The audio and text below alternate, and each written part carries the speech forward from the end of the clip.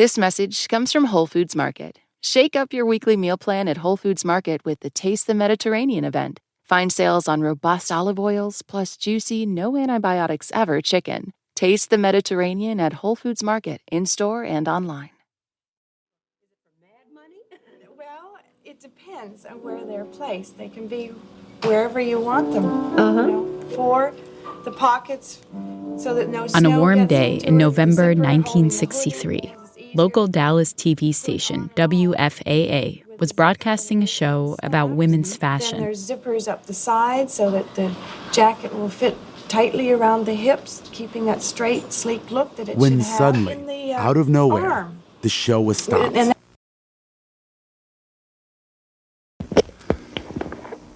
Good afternoon, ladies and gentlemen. You'll excuse the fact that I'm out of breath, but about 10 or 15 minutes ago, a tragic thing, from all indications at this point, has happened in the city of Dallas. Let me quote to you this. When the broadcast came back on air, a man appeared on screen looking pale and in shock.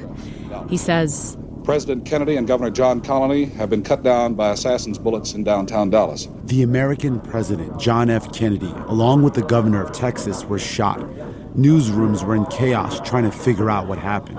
Mr. Kennedy was struck in the head. The first reports say that President Kennedy has been seriously wounded by this shooting. President Kennedy is reported to be fighting for his life in a Dallas hospital, but reports conflict. for about an hour, there was no official announcement of whether the president or vice president were dead or alive.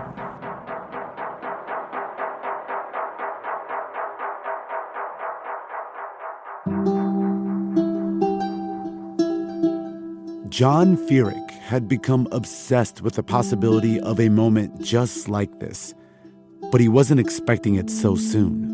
My name is John Feerick. I'm a professor at Fordham Law School. Today, John is a professor at the law school he graduated from. He's 88 years old. I am most likely the oldest professor full-time at Fordham Law School.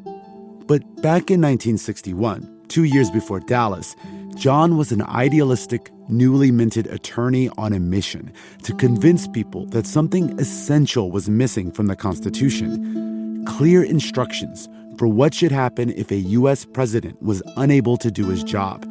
He researched it for years. One of the most critical and intriguing constitutional questions ever presented for solution is what happens when the President of the United States becomes incapable of discharging the powers and duties of his office. This is an excerpt from an article John published in the Fordham Law Review in October 1963. Does the Vice President become president for the remainder of the term, or does he merely act as president during the period of inability? The Constitution is not explicit. John focuses in on Article 2, Section 1, Clause 6 of the Constitution. It goes like this. In case of the removal of the president from office, or of his death, resignation, or inability to discharge the powers and duties of the said office, the same shall devolve on the vice president, and the Congress may by law provide for the case of removal, death, resignation, or inability, both of the president and vice president, declaring what officer shall then act as president, and such officer shall act accordingly until the disability be removed or a president shall be elected. Okay, now to translate. What that basically means is that if the president dies or resigns or is unable to serve the role of president, then the vice president would serve in his place. And if the vice president can't serve, then Congress has to decide which officer of government should step in as president. But that's about it. No more specifics. Now, at the time, this issue was not exactly top of mind for most Americans because John's article came out in October 1963, a time when President Kennedy, the youngest president in U.S. history, seemed vital and healthy. But John had lots of questions, like who decides when a president is unable to serve? What happens next? Is the transfer of power to the vice president temporary or permanent? What if there is no vice president? To him, the fact that the current president was young and healthy, that the questions didn't seem urgent, made it the ideal time to hash it out. I didn't want the article to just go on a library shelf. So he started mailing out copies. He sent them everywhere, to current and former politicians. He even sent one to the White House. I had a response from an assistant to President Kennedy on November 13. It went like this. President has received your letter and asked me to thank you for sending him the accompanied copy of your article. An acknowledgement. Not bad. But then the personal responses started coming in. He got one from the Attorney General, Robert F. Kennedy, John F. Kennedy's brother. It says as follows: Dear Mr. Feerick, thank you very much for sending me a copy of your article on the subject of president inability. I appreciate you bringing it to my attention, as this is a subject which we have been studying here in the department for some time. Sincerely, Robert F. Kennedy. Then he hears from Richard Nixon. Dear Mr. Feerick, I appreciate your sending me a copy of your article on presidential inability. This is a subject in which I am most interested.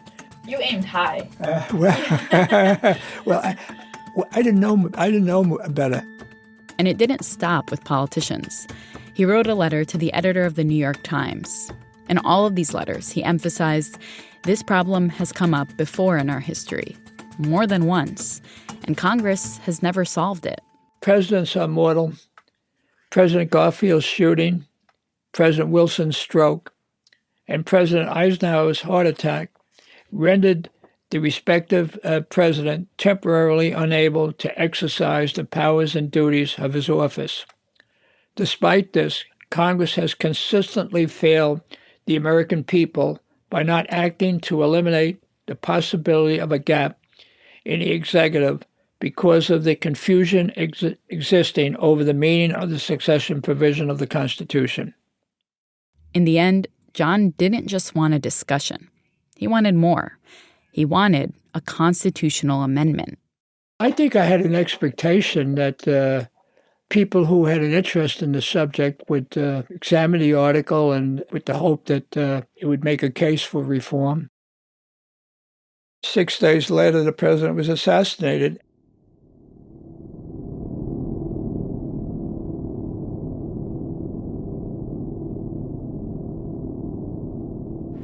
It's official now. The president is dead. There's only one word to describe the picture here, and that's grief, and much of it. It's official, as of just a few moments ago. November 22nd, 1963. John F. Kennedy became the 8th U.S. president to die in office. Suddenly, the alarms John Feerick had been raising became very loud.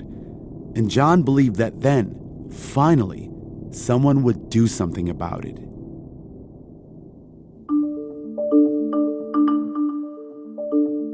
I'm Ramtin Arablouei.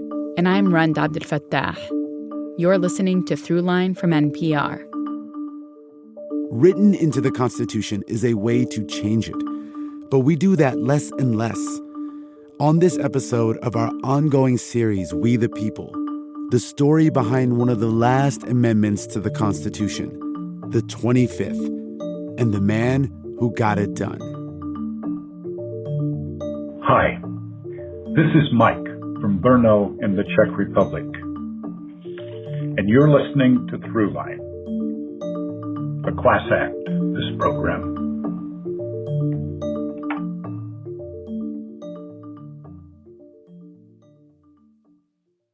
This message comes from Charles Schwab. When it comes to managing your wealth, Schwab gives you more choices, like full-service wealth management and advice when you need it. You can also invest on your own and trade on Thinkorswim. Visit schwab.com to learn more. This message comes from Grainger. As a maintenance specialist for a historic high-rise, you know that vintage charm historically needs constant attention, which is why, when it's time to upgrade turn-of-the-century mechanicals, they turn to Grainger. With easy access to 1 million-plus products and the scale to deliver when and where you need them, the right tools and supplies are never far away, so you can keep that vintage building running like new. Call, click Grainger.com, or just stop by. Grainger, for the ones who get it done. This message comes from Progressive Insurance.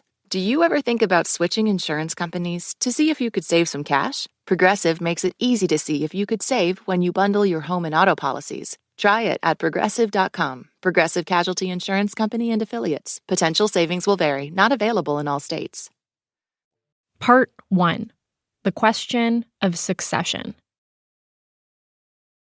Ready? All right. I'm recording. All right. I'm ready. You're always ready, Yeah. Ron. True professional. All right. So you and Throughline producer extraordinaire Lawrence Wu went to Fordham University to interview our main character in this story, John Feerick. All right. So take me through what happens when you get there. It was a cold day around The here. worst. And I remember I took the subway and I met Lawrence in the lobby. Okay. And then, we turned on the recorder. As you have to do. And then we got on the elevator, rode up to, I don't remember which floor it is, but when we got off the elevator, I think it was John's assistant. She very nicely walked us to his office. Hi, are you your producer? Yeah. Hi, nice to meet you. Nice to meet you too. I'm Clementine. Run. Nice to meet you. Yeah, Sarah's been. And from the moment that we walked into the office, honestly, this is going to sound cheesy, but it was like walking into a time capsule. Okay. Hello. Hi. Hi, I'm Run. Have we met before? We have not met before, but... What's your name? Run. Ren. R-E-N? R-U-N-D, run with the D. Yeah, nice to see you. You look around, and it was all around. I mean, it was interesting. Half of the office was covered with framed pictures of him and Congress people and lawyers and other people that he'd worked with over the years. And then the other half of the office was covered with pictures of his grandkids.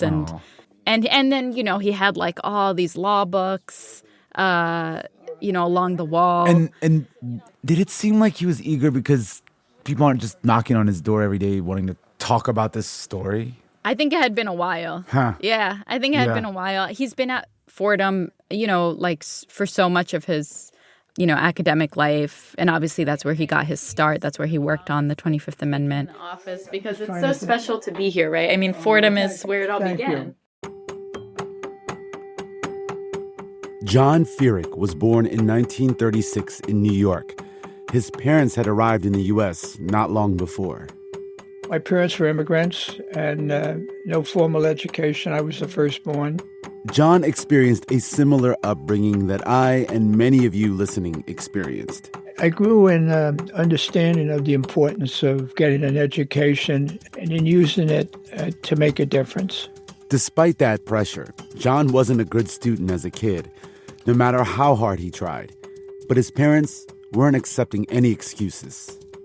It was a slow start for me in grammar school, and my father insisted one summer that I not go out until I understood math much better than my grades indicated. Whatever his parents did, it worked. In fact, he did well enough to get a scholarship to go to Fordham University in the Bronx, New York, a school just a short subway ride away from where he grew up. He lived between two worlds, one at college and one back in his blue-collar neighborhood. He went to classes during the day and worked shifts at a local supermarket in the evenings. I felt a real commitment working in a supermarket, be as good as you can be and serving people at the cash register and putting food on shelves. Even with the job, he found time to be a part of Fordham's student government. I was vice president of my class and also the student body. That service experience was very important because I saw that you could make differences. And it was in the college student government where John had his first experience with the problem of succession of power, in the most nerdy, dramatic kind of way. I remember when I was vice president of the student body at Fordham College in my last year, I had to deal with the inability of a newly elected president. Inability, as in the president is unable to serve. What would that mean? A medical issue? Yeah, he had a medical issue. A medical issue, okay. And as soon as he was elected, he resigned.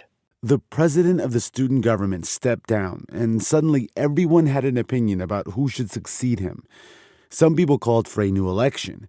But remember, John was the student body vice president. I said that under the Constitution, the vice president becomes the president, and it should not be a new election. A standoff. But Fordham had a student court, I'm not joking here, that would decide these kinds of matters. And they sustained the position I had taken, that the student constitution provided for succession. That's dramatic for a student body like counts. It's almost like a mock trial of what would come later a little bit. So John became president of the student government because the student constitution spelled out that process. President resigns, then vice president becomes president, in this case, John Feerick. And he found this whole process really motivating.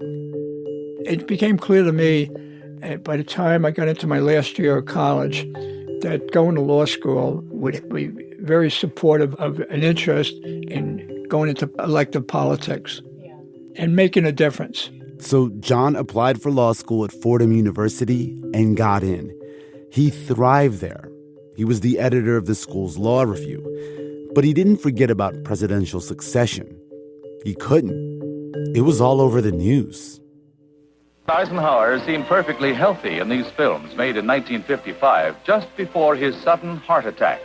His illness revealed once again America's unpreparedness to deal adequately with such an emergency. In 1955, President Dwight D. Eisenhower had a major heart attack.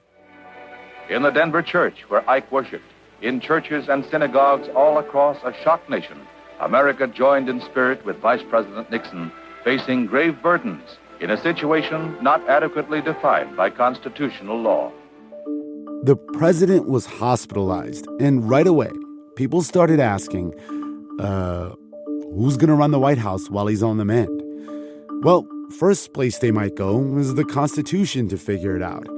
Okay, Article 2, Section 1, Clause 6 of the Constitution says that if the president is no longer able to discharge his duties because of removal from office, death, resignation, or inability, then the vice president assumes the powers and duties of the president. Okay, so then what happens? People quickly realized that the Constitution didn't say anything beyond what was in Article 2. For example, would the vice president just be a caretaker until a new election was held? Or would he be the legitimate president?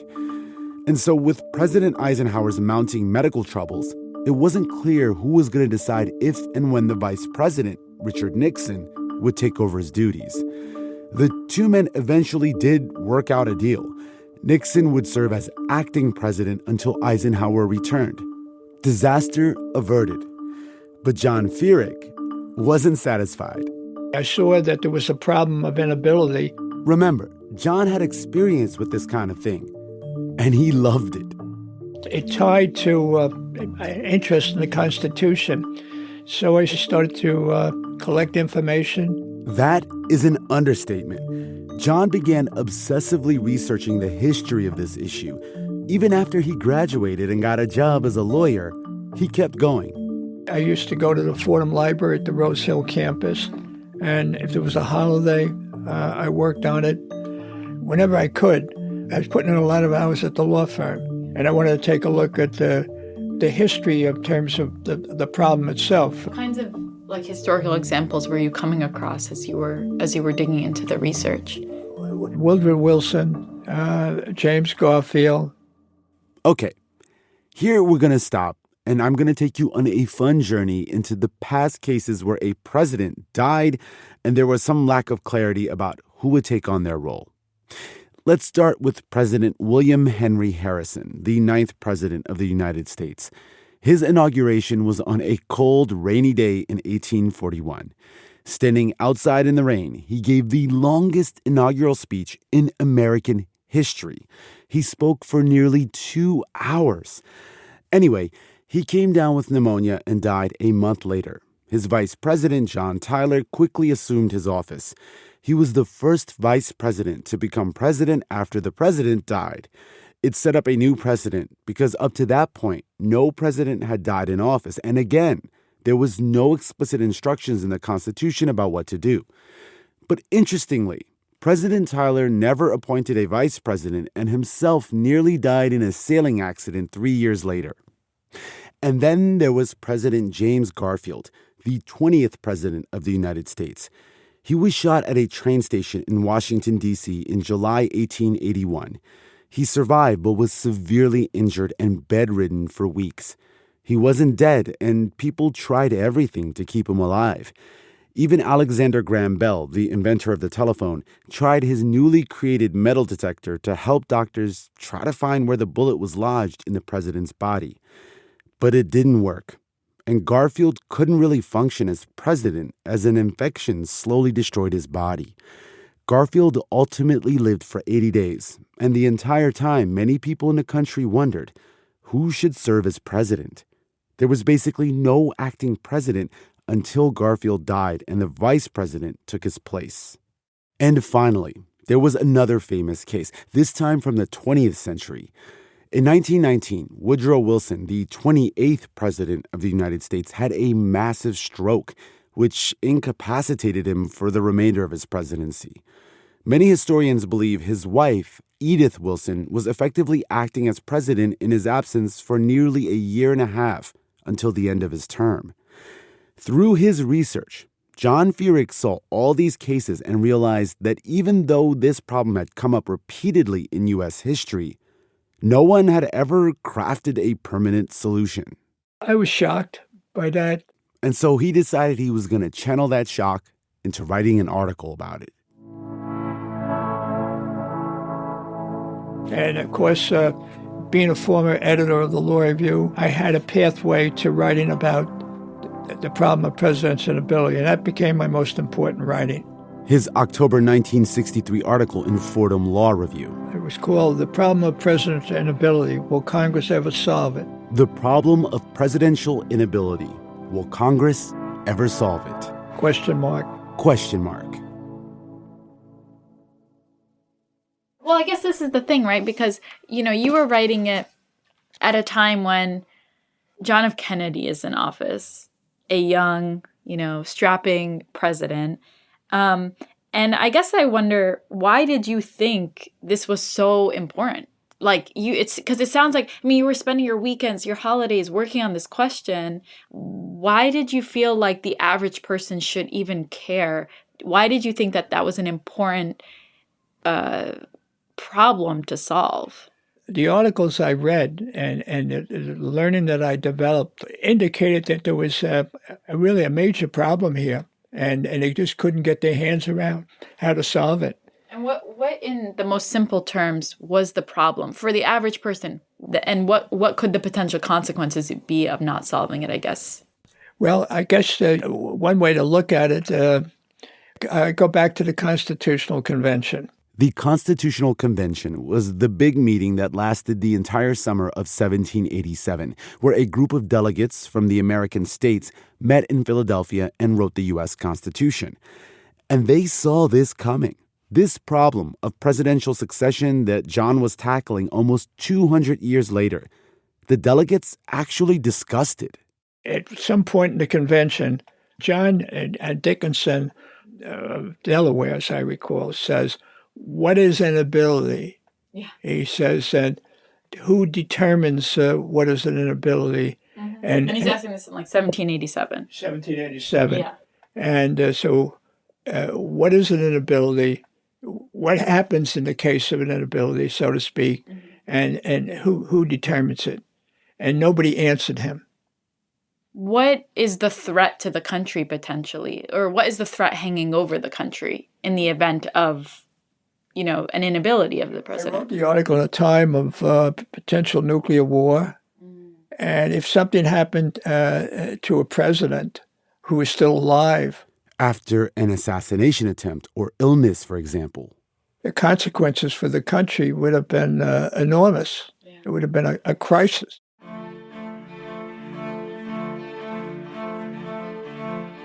A flash from Dallas. Coming up, a president is shot, and John goes to Washington.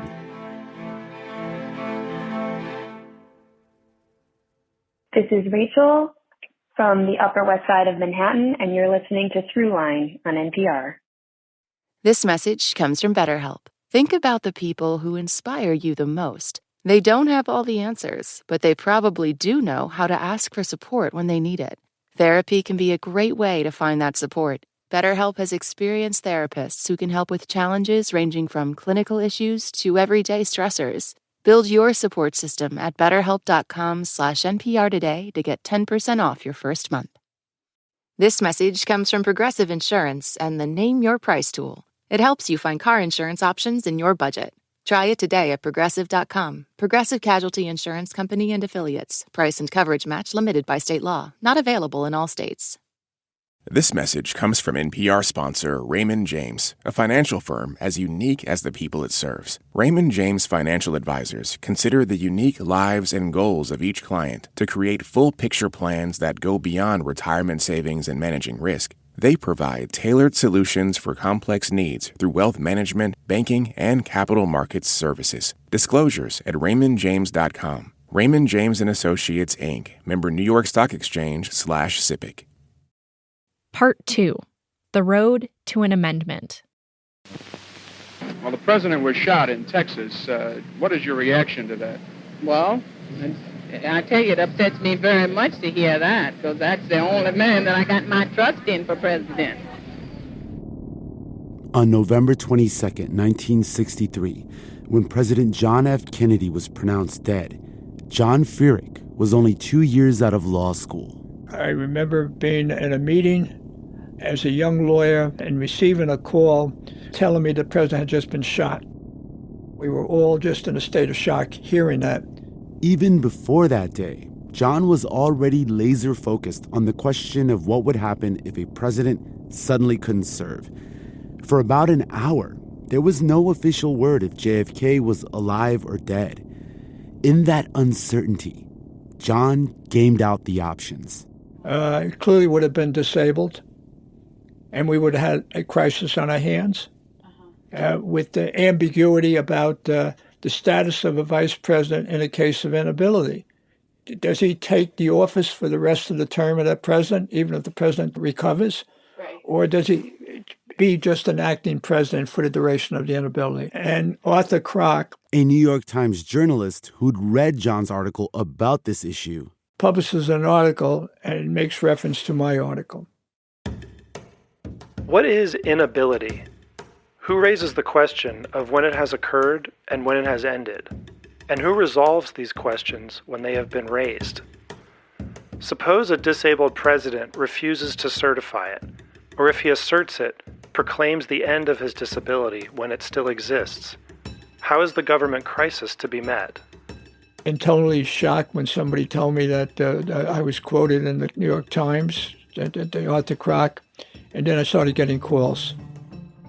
One of the best studies of the subject was published by John D. Feerick in the October 1963 issue of the Fordham Law Review. His solution is a constitutional amendment. Because suddenly, it looked like you almost predicted. Yeah, my life changed. Because somehow I started to get requests for the article. Things started moving fast, and it became clear that John's writing and ideas could play a role in whatever came next. I realized that elective politics was not for me, but law reform and communicating through writings, through talks, would be who I am. Just a few weeks after President Kennedy's assassination, the American Bar Association, the ABA, announced a meeting called Special Conference on Presidential Inability. The lawyers were ready to dive in. It was scheduled for January 1964, and John was invited to be a part of it. The staff of the ABA, they had seen the reference to the article, and they recommended this young lawyer in New York who wrote this article that was quoted in the Times should be invited to be a member of the group. All of the lawyers invited to the conference were given background materials in preparation. And the first document to read is my article. Our strength and survival depend on our having an able leader at the head of the executive branch at all times. The continuity of the executive should never be in doubt. At present, it is. You had done all the work already, basically. Yeah. Oh, it was complete. The article was out there. A constitutional crisis exists. It is time that Congress act to resolve it once and for all.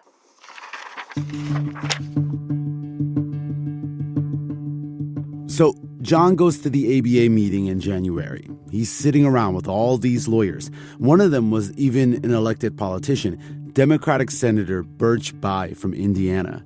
And they've all read his article. And obviously, they have some questions for John. Why an amendment? Is there any issue about whether the president should be able to declare his own inability? So basically, can the president decide himself when he's not able to do the job anymore? Or should someone else make that call? Should the vice president? This was tricky territory. If you gave the authority only to the vice president, the American public are going to see a battle between the president and the vice president. And it would look like a coup. It's like a coup. In other words, if it's just up to the VP to decide if the president is fit to serve, then what's stopping them from using that power to basically take over the presidency? So all of that we sort of worked through, and at the end of the day, put out the recommendations. The biggest one being, we need a constitutional amendment. The ABA lawyers, including John, sketched out what this could look like.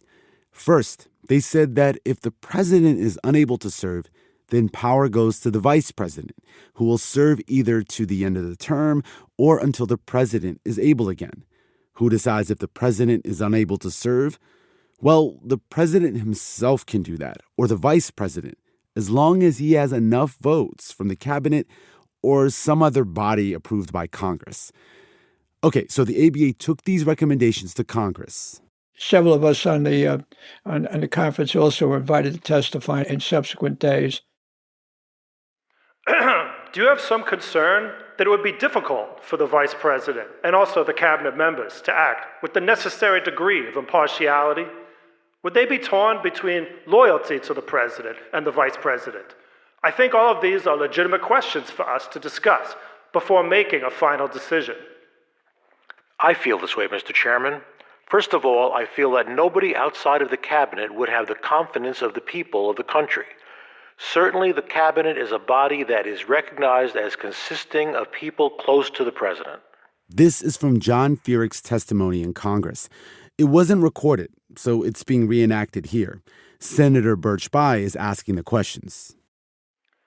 In other words, you don't think removal of a disabled president is something to be taken lightly? Not at all, Senator. I feel very strongly that any provision which we adopt should be weighed as heavily in favor of the president as possible, because it seems to me that this is the single greatest institution we have, and I would be very reluctant to see us set up a commission consisting of people who were neither appointed or elected. Eventually, a draft of a constitutional amendment worked its way through Congress, with Senator Birch Bayh leading the way. So this is top priority at this point. Yeah. It was magnificent. It didn't immediately succeed. Congress adjourned without the House voting on it. But Senator Birch Bayh didn't give up. In 1965, he introduced it again. How directly were you involved in terms of the deliberations on, the Senate and House floors? Were you running papers to people, taking notes? How directly were you involved in that whole process? Well, in many ways, I had several roles. First, as an organizer, he became a part of the ABA's Young Lawyers Committee on Presidential Inability and Vice Presidential Vacancy. I did the best I could to energize the Young Lawyers of America, and we were very active, talking to the members of Congress from our state, both the House and the Senate. Second, educating lawyers and the public about the amendment. I wrote articles on it in the ABA Journal. So in the ABA Journal at the time, today we got social media, we get so many publications, but at that time, that was an important publication. So the lawyers are getting educated all over America. You're educating them. So you were educated. Anybody, you were really like shepherding it sounds like. People were carrying the material and the literature and passing it on. Yeah, I mean, that's the part of all of this, that I think is easy to forget. Like, you're still in you're in your 20s, you're pretty fresh out of law school when all this is happening. Like, it must have been a whirlwind to just be literally on the front lines of shaping the Constitution. Well, I was so busy, I don't think I focused on what was really happening. I was working as a practicing lawyer. I was putting in a lot of time. So after months of organizing and educating and Senator Birch Bayh working his colleagues trying to get their votes, the bill was reintroduced. And when that was introduced in January 65, it had 70 sponsors in the Senate. They all wanted to get their name on it. The bill passed both houses of Congress. But in order for the bill to become an amendment to the U.S. Constitution, 3/4 of state legislatures had to ratify it. It's very time-consuming and difficult to achieve. But in 1967, 2 years after the bill was introduced, the 25th Amendment to the U.S. Constitution was ratified. John Feerick's dream had become a reality.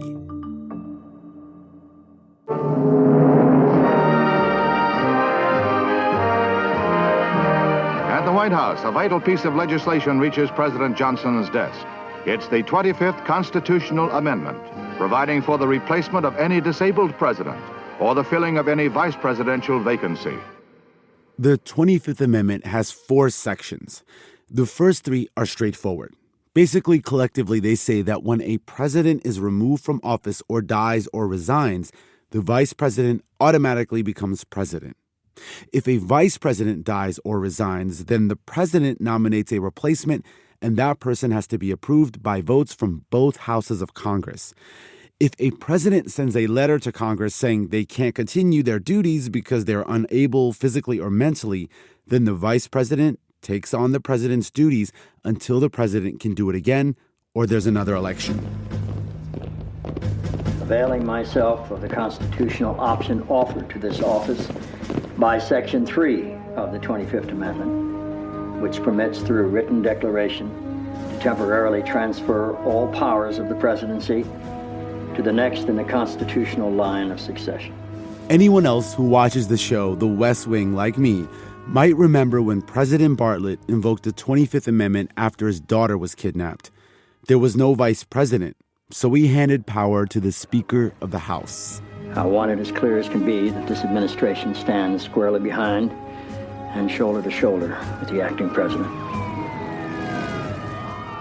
Then there's Section 4, the longest section, the most controversial one. It basically says that the vice president and the cabinet or some other body designated by Congress can determine if the president is unable to serve. If they get together and vote that the president is mentally or physically incapacitated, then the vice president will assume the powers and duties of the president.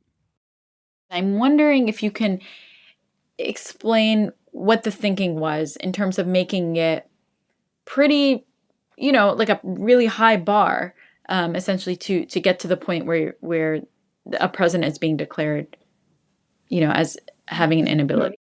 We start with the principle that people choose a president, as we recently did, for a term of 4 years. And that's a major part of the Constitution. So the amendment makes it clear, if it goes to Congress, the vote is in 2 houses, and it takes 2/3 of each house. And it was felt that was really protective of the 4-year term, and nobody wanted a process on inability where we got to make an instant decision, and it could be a crisis if you don't make it. President's plane went down, you can't find the president, whatever it might be.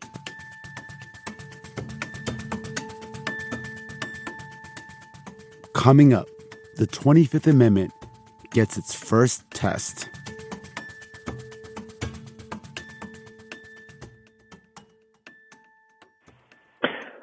Hi, my name is Alistair Hetting, and I am a professor of history at Muskingum University in New Concord, Ohio. I often use your show in my classes. You are listening to Throughline from NPR. This message comes from Warby Parker. What makes a great pair of glasses? At Warby Parker, it's all the invisible extras without the extra cost, like free adjustments for life. Find your pair at warbyparker.com or visit one of their hundreds of stores around the country. This message comes from Mint Mobile. Mint Mobile took what's wrong with wireless and made it right. They offer premium wireless plans for less, and all plans include high-speed data, unlimited talk and text, and nationwide coverage. See for yourself at mintmobile.com/switch. Part 3. The 25th. Before Richard Nixon resigned in 1974 following the Watergate scandal, there was his vice president, Spiro Agnew. The American people deserve to have a vice president who commands their unimpaired confidence and implicit trust. For more than 2 months now, you have not had such a vice president. During the Watergate investigation, which implicated Nixon in a major political scandal that was rocking the country, a separate investigation was happening involving Agnew. There were allegations that he had been involved in bribery while serving in Maryland politics, including his role as governor. Agnew called these allegations damned lies, and at least to the public, Nixon backed him.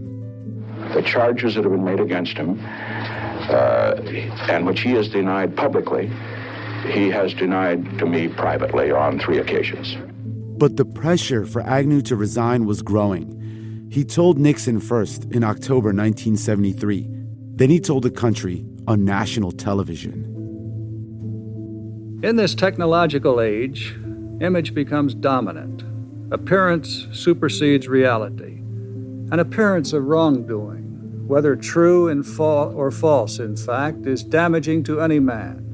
But more important, it is fatal to a man who must be ready at any moment to step into the presidency. Spiro Agnew's resignation left Richard Nixon without a vice president, which meant that 6 years after the 25th Amendment was ratified, it got its first test. The amendment has 4 parts. The one that concerns the vice presidency is Section 2. Section 2. John Feerick, who helped draft the 25th Amendment, reads it for us. Whenever there's a vacancy in the office of the vice president, the president shall nominate a vice president who shall take office upon confirmation by a majority vote of both houses of Congress. And it was used for the first and only time during the period of 1973 and 74, when the vice president resigned from office. The President Nixon was able to nominate Gerald Ford, the minority leader of the House of Representatives, to be the new vice president, who was confirmed within 2 months after the nomination. On today, having confirmed the nomination of Gerald R. Ford of the state of Michigan to be vice president of the United States, the proceedings required by Section 2 of the 25th Amendment to the United States Constitution have been complied with. So Gerald Ford became the vice president. Then the following year, President Richard Nixon resigned, which meant that under the 25th Amendment, Section 1, newly confirmed Vice President Ford would now become President Ford. He then nominated his new vice president, again under Section 2, Nelson Rockefeller. So within a year, the 25th Amendment was invoked 3 separate times. We never speculated about that scenario, that's for sure. Yeah. I mean, we never had anything like that in our history. Right. As someone who had helped to, build this amendment that was becoming very, very critical in this chaotic moment around the Watergate scandal, what did that look like for you, realizing this was having a very, very direct impact on the country's future? I was just thrilled, obviously, like so many of us, because Watergate was terrible. But keep in mind, process involved both houses of Congress filling a vacancy in the vice presidency. Yeah. And every district in the country had a representative in Congress. They wanted to get as close to the people as possible without a popular election, because you'd have an electoral college election, and the House had to be included in every district in the country. This wouldn't be the only time the 25th Amendment would be invoked. Section 3, which allows the president to initiate a power transfer, that was used once by Ronald Reagan, twice by President George W. Bush, and once by President Joe Biden, all for being under anesthesia for medical procedures. The only part of the amendment that has never been used is Section 4. That's the one where power is taken from the president. It basically says that the vice president and the cabinet can determine if the president is unable to serve. If they get together and vote that the president is physically or mentally incapacitated, then the vice president will assume the powers and duties of the president as acting president.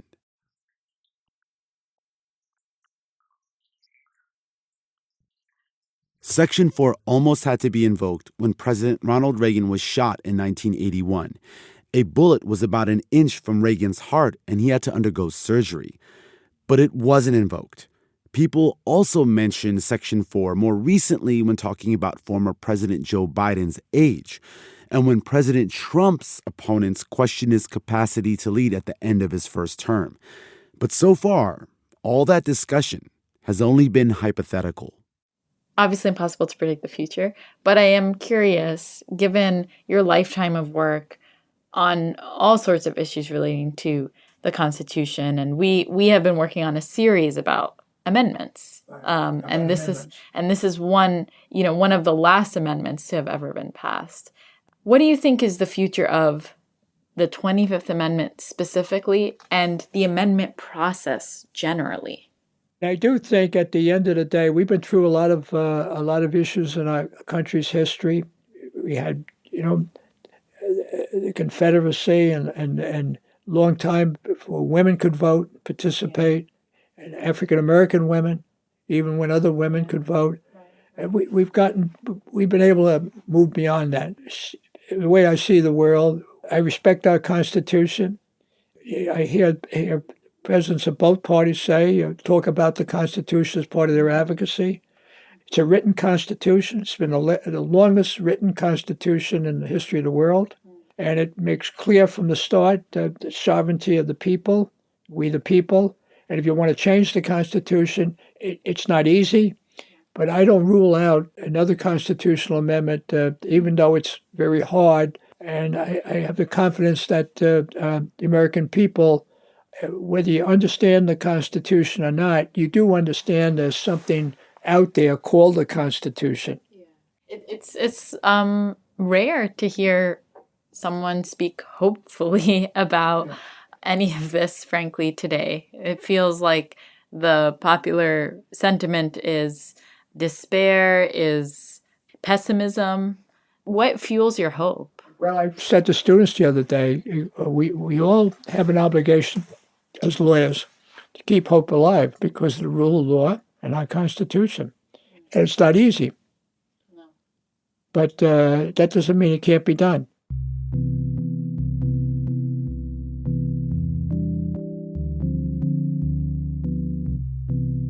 I'm not somebody who gives up hope. And I was just that young lawyer that thought that Congress should do something about the 25th Amendment. I feel like it's especially, powerful kind of having this conversation with you, sitting here in Fordham where like all this began. And I think it's kind of beautiful that you're here. Like it's sort of it's awfully nice of you. I mean, that just it's when I read the pages in there last night, I wouldn't be able to do that today, and it brought back a lot of memories of people who are all gone, and yet, like myself, had a belief in America.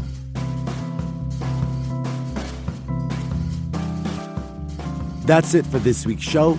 I'm Ramtin Arablouei. I'm Rand Abdel Fattah, and you've been listening to Throughline from NPR. This episode was produced by me. And me, and... Lawrence Wu. Julie Kane. Anya Steinberg. Casey Miner, Christina Kim, Devin Katayama, Sarah Wyman, Irene Noguchi. And a special thank you to Sarah Wyman, who did most of the reporting and writing for this episode. You are amazing, and we miss you here at Throughline. Voiceover work in this episode was done by Neil Rausch and Zach Forrest. Thank you to Jonette Oakes, Keandre Starling, Johannes Durkee, Tony Cavan, Nadia Lancey, Edith Chapin, and Colin Campbell. Fact-checking for this episode was done by Kevin Vogel. This episode was mixed by Robert Rodriguez. Music for this episode was composed by Ramteen and his band Drop Electric, which includes Naveed Marvi, Sho Fujiwara, Anya Mizani.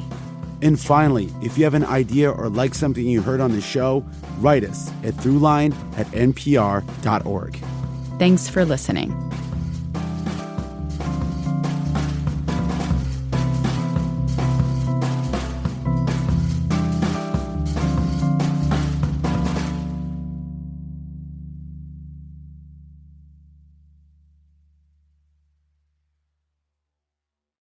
This message comes from Majuri. Majuri has changed fine jewelry buying, making it accessible for more than special occasions. Their pieces are handmade using high-quality materials, so you know they'll last. Shop online at majuri.com or in-store today.